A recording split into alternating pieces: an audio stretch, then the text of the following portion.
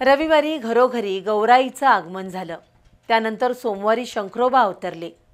वौसा पूजन झाल्यानंतर महिलांनी झिम्मा फुगडीचा फेर धरत आणि गौरी गीत गात सोमवारची रात्र जागवली।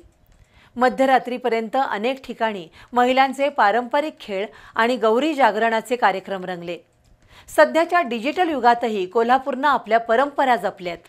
त्यामुळे सोमवारी रात्री शहरातील अनेक गल्ल्यांमध्ये झिम्मा फुगडीचा खेळ आणि सुरेल गीतांना बहर आला।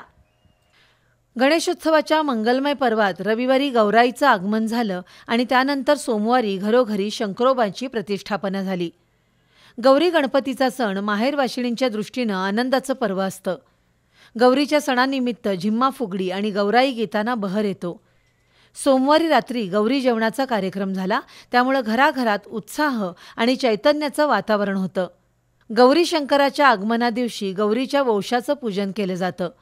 बहुतेक घरात महिलांनी शंकर गौराईला आकर्षकरित्या सजवलं होतं। गौरी शंकराला गोडधोड नैवेद्य अर्पण करून जेवणावळी झाल्यानंतर सोमवारी रात्री गौरी जागरणासाठी महिला नटून थटून सज्ज झाल्या होत्या। नाकात नथ आणि काठापदराची साडी अशा पारंपरिक वेशभूषेतील महिलांनी गौराईंच्या गाण्यासह झिम्मा फुगडीचा फेर धरला। सूप, घागर नाचवणे यासह झिम्मा आणि फुगडीचा खेळ मध्यरात्रीपर्यंत सुरू होता।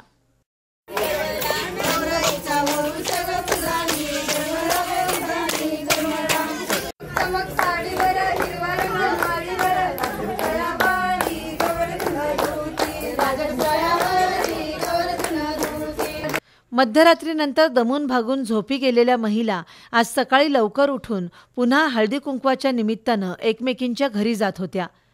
पानाचा विडा देऊन हळदी कुंकू लावून महिला एकमेकींचं स्वागत करत होत्या। गटागटानं सुवासिनी महिला एकमेकांच्या घरी जाऊन गौरी शंकराचं दर्शन घेत होत्या। आजच्या डिजिटल युगातही सणासुदीच्या निमित्तानं कोल्हापुरात पारंपरिक लोककला आणि चालीरीतींची जोपासना होतीये।